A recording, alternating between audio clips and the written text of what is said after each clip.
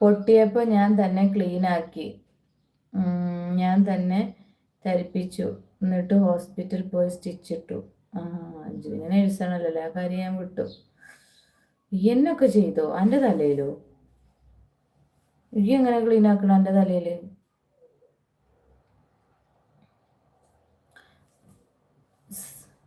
സമ്ന തലയിൽ എന്താ പറ്റിയ? ഓളൊന്ന് കുനിഞ്ഞിട്ടൊന്ന് പൊങ്ങിയതാ. ഒക്കെ അറിയില്ലായിരുന്നു മേലെ തട്ടുന്ന്. ഞാൻ രാവിലെ എന്താ വിചാരിച്ചെന്നറിയോ? വീണിക്കാണ്, ഇൻഷ വീണ പോലെ എവിടെയെങ്കിലും പോയി വീണിട്ടുണ്ടാവും. ഞാൻ അതാ വിചാരിച്ചു. പിന്നെ നോക്കി അതൊക്കെ പറ്റും എനിക്ക്. അതെങ്ങനെ സ്വന്തം തലയിൽ എങ്ങനെ സ്വന്തമായിട്ട് ചെയ്യാം?